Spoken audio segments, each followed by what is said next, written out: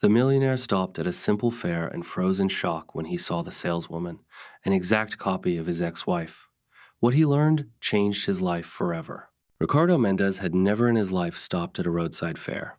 At 42, he owned 3 real estate companies, lived in gated communities, and frequented only the best restaurants in the capital. But on that Saturday morning, when the engine of his BMW began to make a strange sound in the middle of a country road, he had no choice. The GPS showed that the nearest workshop was 20 kilometers away, and the car simply stopped working. The December heat beat down on the asphalt as he got out of the car. His Italian suit clung to his sweaty body. All around were only cornfields and a small fair set up in simple wooden stalls, where a few humble people sold fruits and vegetables. The smell of damp earth and manure mingled with the scent of ripe fruit, a sharp contrast to the air conditioning and imported perfumes he was used to. Ricardo took out his phone to call a tow truck, but there was no signal. He sighed in annoyance, looking at the expensive watch on his wrist. At 2:00 p.m., he had an important meeting with Japanese investors. And now he was stuck in the middle of nowhere, surrounded by simple people selling tomatoes. And then he saw her. A girl of about 8 years old sat behind an improvised stall made of old boards, carefully arranging red tomatoes in small piles. She wore a simple purple dress, faded by the sun and washes, and her chestnut hair was braided into 2 pigtails that swayed as she worked. But it wasn't the clothes or the setting that made Ricardo freeze on the dusty road. It was her face. His blood ran cold when the girl looked up and smiled at a customer approaching the stall. The almond-shaped eyes, the curve of her small nose, the slight tilt of her head to the left as she listened, everything was just like Helena, his ex-wife, who had died in a car accident 3 years ago, leaving a void in his heart that no one could fill. Helena, with whom he had lived for 5 years before constant quarrels and work pressure destroyed their relationship. Helena, whom he loved more than anything in the world, but never knew how to show it. Ricardo stood motionless, like a statue. He had forgotten the phone in his hand, watching every movement of the girl. She counted change for the customer with the same concentration with which Helena counted household bills, smiled the same way with the corners of her lips slightly raised on one side, and even wrinkled her nose when she thought. Everything was identical. It can't be, he muttered to himself, feeling his heart pounding wildly. It can't be. His legs pulled him towards the stall as if they had a will of their own. The clay earth beneath his expensive Italian shoes gave way, and he had to navigate puddles from the rain the night before. A few people looked curiously at the man in a suit in the middle of a rural fair, but Ricardo didn't notice them. His gaze was fixed on the girl. As he got closer, the resemblance became even more striking. The girl had a small scar on her chin, exactly in the same place as Helena. Her eyebrows were similarly arched, giving her face a slightly questioning expression, like Helena's. Even her small, graceful hands were similar. "Good afternoon," the girl said, noticing him standing in front of the stall. Her voice was soft, polite, with a rural accent that sharply contrasted with the sophistication Ricardo was used to. "What would you like?" Ricardo opened his mouth, but no sound came out. He stood, staring at the child as if he had seen a ghost. And perhaps that's exactly what happened. "Mister?" the girl repeated, starting to worry about his silence. "Are you feeling unwell?" I, Ricardo stammered. His voice came out hoarse and strange. "What's your name?" The girl tilted her head to the side exactly as Helena did when she heard an unexpected question. "Sophia," she replied. "Sophia Martinez." Martinez, Helena's maiden name. Ricardo felt his legs buckle, and he leaned on the improvised stall table to keep from falling. "Sophia," he repeated, pronouncing the name. "A beautiful name." "Thank you," Sophia smiled. "Grandma chose it." Ricardo closed his eyes for a second to keep from fainting. When he opened them, the girl was still standing in front of him. Real, tangible, not a hallucination from the heat and stress. "My grandmother," Sophia said, pointing to a simple wooden house about 50 meters from the fair. "My mom died when I was born, so Grandma Maria raised me." Ricardo swallowed, and Sophia's face clouded slightly. A shadow flitted across her eyes. Her eyes were just like Helena's. "I never knew my dad," the girl said. "They say he was a man from the big city, but he left before I was born."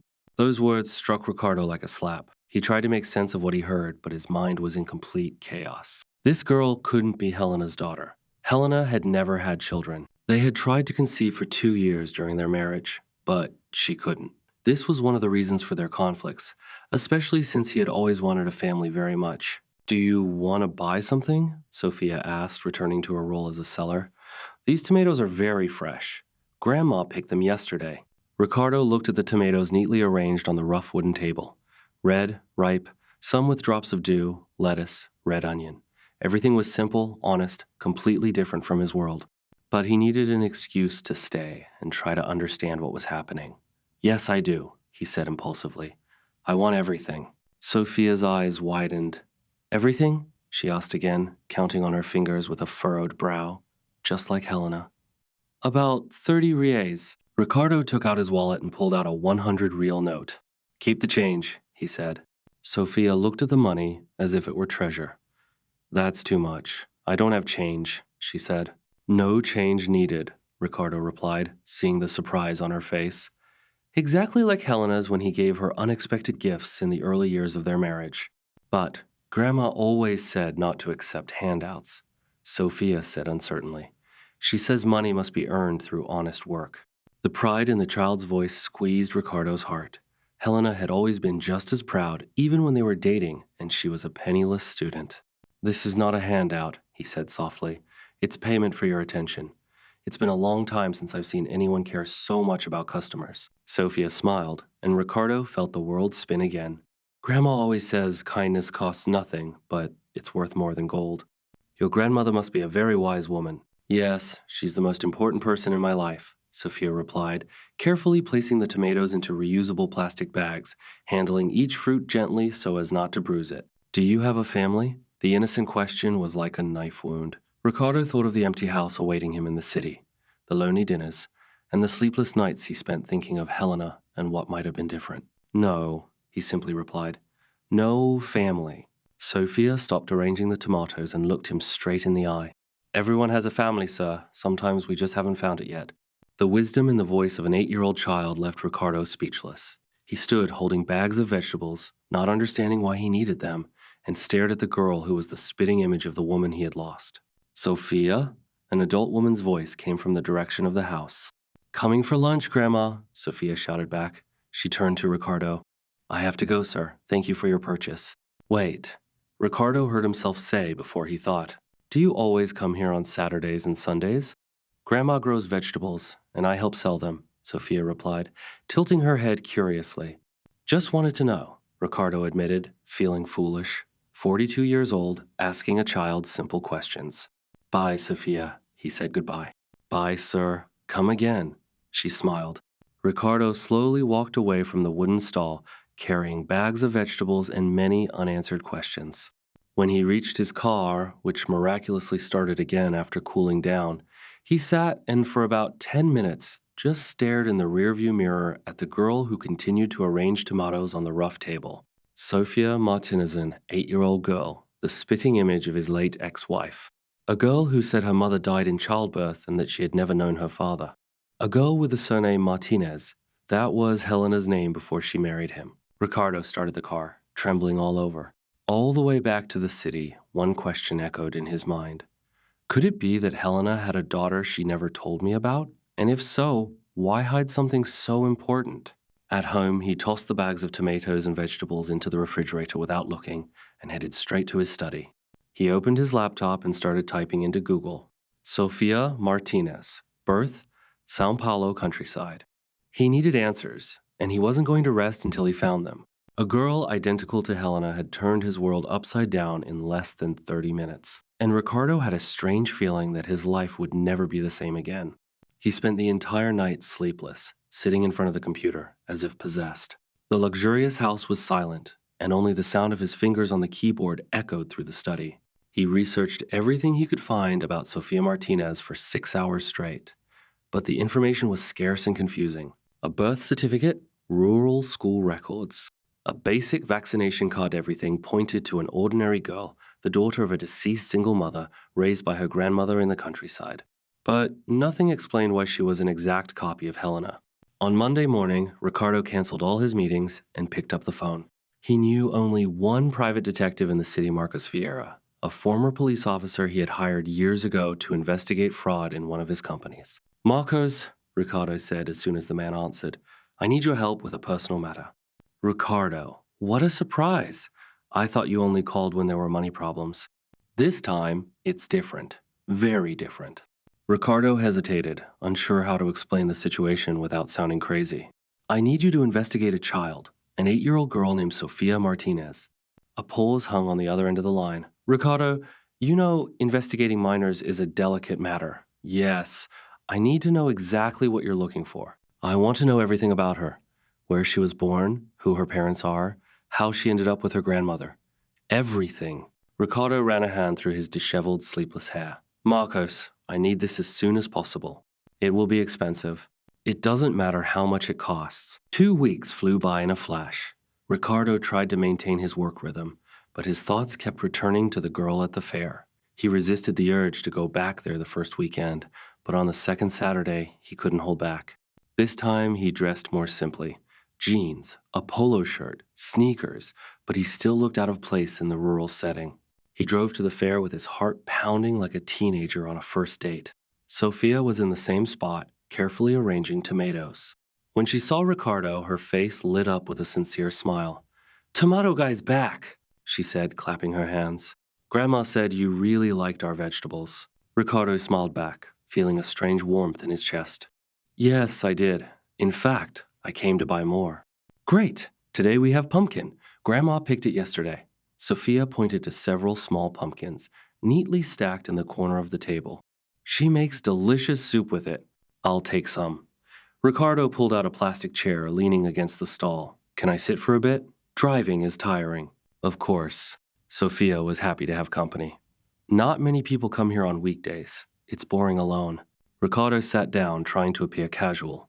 "Doesn't Grandma stay with you?" "She's home, cooking and tending the garden. She only comes here when there are many customers." Sofia continued, arranging tomatoes. "She says I'm a good saleswoman because I talk to everyone." "You really learn quickly," Ricardo noted, carefully observing every movement of the girl, her facial expressions. The resemblance to Helena was unsettling. "Sofia, can I ask you a question?" "You can. Do you remember anything about your mom?" Sofia's face darkened slightly, as it always did when her mother was mentioned. "No, sir. She died when I was born. Grandma told me everything." "And what does she say?" Sofia thought, biting her lower lip, just like Helena did when she was thinking. "That mom was very beautiful and smart, studied in the big city and wanted to be a teacher, and that she loved me very much, even before I was born." Ricardo felt a lump in his throat. "What was her name?" "Helena. Helena Martinez." Sofia looked up.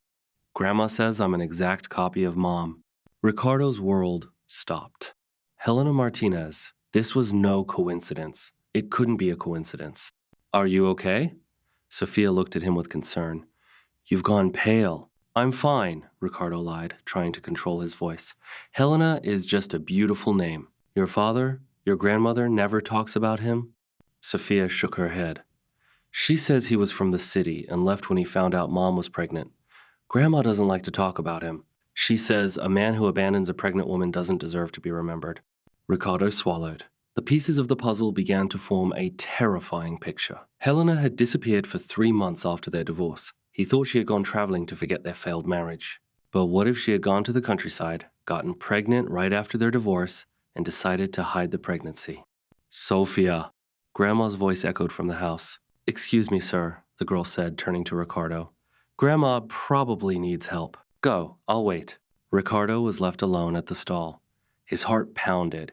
He looked towards the house and saw an elderly woman on the porch, looking at him with suspicion. Maria was in her early 60s. Her gray hair was pulled back in a bun. She wore simple dresses and flip-flops. Even from a distance, he could feel her perceptive gaze. After a few minutes, Sofia came running back. "Sorry for the delay," she said. "Grandma wanted to know who you are and what you said." "That I'm the person who buys vegetables from you," Sofia replied, tilting her head. "But she wants to know your name." Ricardo hesitated. Ricardo Mendez." Sofia smiled. "Ricardo is also a beautiful name. I'll tell Grandma." As the girl turned to shout the name towards the house, Ricardo saw Maria tense up on the porch. The elderly woman gripped a wooden column as if a door had almost slammed shut. And even from a distance, Ricardo could see that she had turned pale. "Grandma, are you okay?" Sophia ran towards the house, leaving Ricardo alone with his increasingly concrete suspicions. Donna Maria knew his name. He was sure of it. When Sophia returned, she was visibly worried. Grandma's not feeling well. She says her blood pressure is high, but I've never seen her like this. Do you want me to call a doctor? Ricardo stood up, genuinely alarmed. No, she's already taken her medicine. Sophia looked towards the house where her grandmother had disappeared. I think I'd better go take care of her. Do you mind? Of course not, Ricardo replied. He paid for the pumpkins and left the fair with even more questions than answers. Donna Maria's reaction to his name only confirmed his suspicion. She knew who he was, and if she knew, it meant Helena had talked about him. On Tuesday, Ricardo's phone rang. It was Marcos. Ricardo, I've finished the investigation on the girl. You need to sit down to hear this. Tell me. Sofia Martinez was born on March 15, 2017 at Santa Casa Hospital in Itape. Mother, Helena Martinez, 30 years old, single, died in childbirth due to complications. Father not listed. Ricardo wrote down the information with a trembling hand. Continue. The child was placed in the care of her maternal grandmother, Maria Concesa Martinez, who has had legal custody ever since. But here's the interesting part, Ricardo. Helena Martinez arrived in the city 7 months pregnant in December 2016. No one knew where she came from. She appeared alone, without belongings, asking her mother for help. And before that, Helena graduated from the pedagogy faculty of the University of São Paulo in 2012, married a businessman in 2013, divorced in July 2016. Ex-husband's name in the divorce papers, Ricardo Mendez. The phone almost fell from Ricardo's hand. She was my ex-wife, Marcos. I guessed, but there's something else. Helena got pregnant around June 2016, a few days before the official divorce. By the dates, the child was conceived during your marriage. Ricardo leaned on his desk in the study, his legs buckling. Sophia is my daughter, by all genetics, very likely. But there's one strange thing. What? Helena told her mother that the child's father should never know about her existence, that it would be better for everyone if he thought she never had children. Why, I haven't found out. But old Maria knows more than she's saying. Every time I tried to talk about Helena, she changed the subject. Ricardo hung up and sat in his study for several hours, processing the information. Sophia was his daughter. Helena had hidden the pregnancy, gone to the countryside, and died, keeping this secret. But why? Why did Helena take such a step? That night, Ricardo made a decision that would change everything. He got in his car and drove to the fair, even though it was Tuesday and he knew no one would be there. He parked in front of Donna Maria's house and knocked on the door. The elderly woman opened the door and almost fainted when she saw him. Donna Maria, Ricardo said softly, we need to talk about Helena and Sophia. The woman looked at him for a long time, then took a deep breath. I knew this day would come, she said, opening the door wide. Come in, Ricardo. It's time for you to know the truth. As Ricardo entered the simple house, he saw Sophia sleeping on a small sofa in the living room, an open history book on her chest. The girl seemed so fragile, so innocent, completely unaware that her life was about to change forever. Let's go to the kitchen, Donna Maria whispered. I don't want to wake the girl. She's suffered enough already. Ricardo followed the elderly woman. His heart was pounding so hard, it seemed she could hear it. In a few minutes, he would learn why Helena had hidden the existence of her own daughter, and he instinctively felt that the truth would be more terrible than anything he could imagine. Donna Maria's kitchen was small and simple, with a worn wooden table and 2 different chairs. The smell of reheated coffee mingled with the aroma of homemade food, creating a cozy atmosphere. But Ricardo could barely breathe. His hands trembled as he sat on the chair the woman offered. Would you like some coffee? Donna Maria asked, more out of politeness than hospitality. Her voice was calm, but Ricardo saw the tension in her stooped shoulders. No, thank you, he said, clasping his hands to hide his trembling. Donna Maria, I need to know the truth about Helena and Sophia. The woman sank heavily into the chair opposite.